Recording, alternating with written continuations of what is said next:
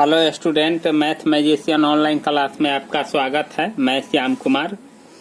आपको हम एपी पर का ही बेसिक सवाल सब बता रहे हैं क्योंकि एपी का क्लास हम लिए हुए थे।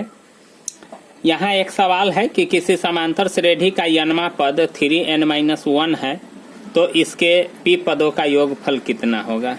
देखिए इसमें क्या है, ना आपको एपी दिया है, न सारबंतर दिया है और न प्रथम पद दिया हुआ है। सोझे यनमा पद सिर्फ दिया हुआ है 3n-1 और पी पदों का योगफल पूछ रहा है। तो इसमें करना कुछ नहीं है। सबसे पहले यनमा पद दिया हुआ है तो हम इसी से कुछ एपी बना लेते हैं। देखिए यानी यनमा पद दिया हुआ है। देखिए tn बराबर कितना दिया हुआ है 3n-1, यही चीज न दिया हुआ है। tn बराबर क्या दिए हुआ है 3n-1। तो सबसे पहले हम t1 निकाल लेते हैं। तो जहां n है वहां 1 हो जाएगा। तो क्या हो जाएगा 3 गुने 1 माइनस 1।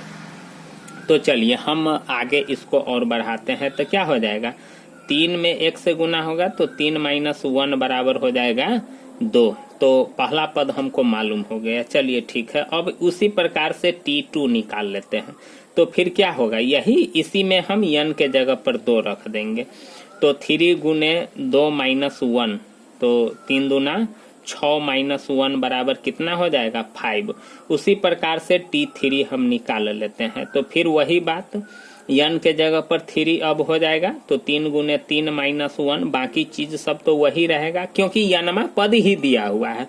तो t1 t2 t3 हम निकाल लिए। तो क्या हो जाएगा 3 तिहाई 9 माइनस 1 बराबर 7। अब देखिए यानी 9 में से 1 जाएगा तो कितना हो जाएगा 8 हो जाएगा। सॉरी, यानी यहाँ देखिए हम क्या किए हैं कि यनमा पद दिया हुआ था तो tn दिया हुआ है तो t1, तो इसका मतलब है कि n के जगह पर 1 आ जाएगा।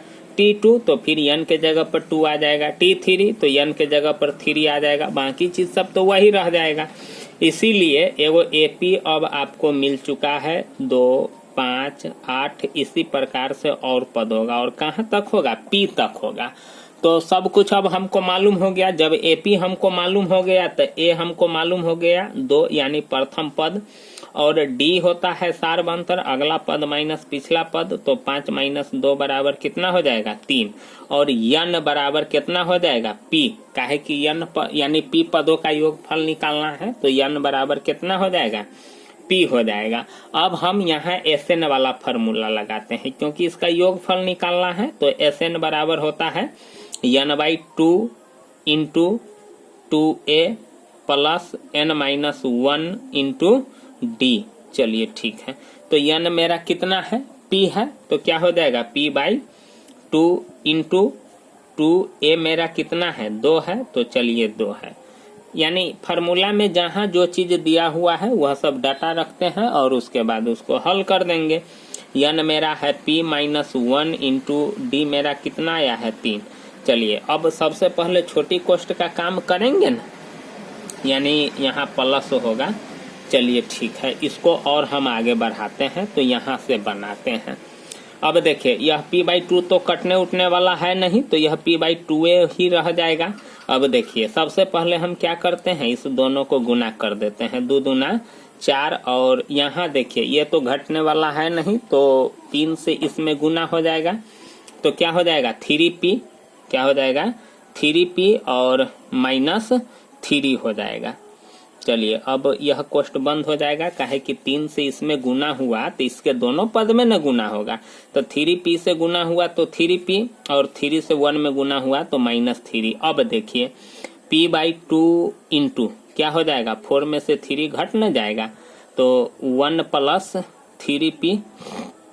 अब देखिए क्या हो जाएगा p/2 इंटू 1 प्लस 3p, या आप इसको p/2 इंटू इसको शुरू में भी लिख सकते हैं 3p प्लस 1। यही आपका क्या हो गया आंसर। तो इस प्रकार से हम क्या करते हैं, बनाते हैं सवाल सबको हल करते हैं। और यानी इसको आप कई तरीकों से लिख सकते हैं। ये जो p/2 है इसको 1/2 इंटू पी और 3p+1 इस रूप में भी लिख सकते हैं, या p/2 भी अगर आपका रहता है तो कोई दिक्कत नहीं होता है। तो इस प्रकार से हम सवाल सबको हल करते हैं। तो किसी भी पद का आप अब पूछे आपसे तो यानी घबराने की जरूरत नहीं है, हड़बड़ाइएगा नहीं, और सबसे पहले सवाल को पढ़ करके आप आसानी से उसका जवाब दे सकिएगा। सिर्फ आपको फार्मूला याद होना चाहिए, Sn बराबर n/2 into 2a plus n-1 into D. तो स्टूडेंट, अगर आपको अच्छा लगे तो प्लीज चैनल को जरूर सब्सक्राइब कर दीजिएगा, लाइक भी कर लीजिएगा और कमेंट भी जरूर कीजिएगा। थैंक यू, धन्यवाद।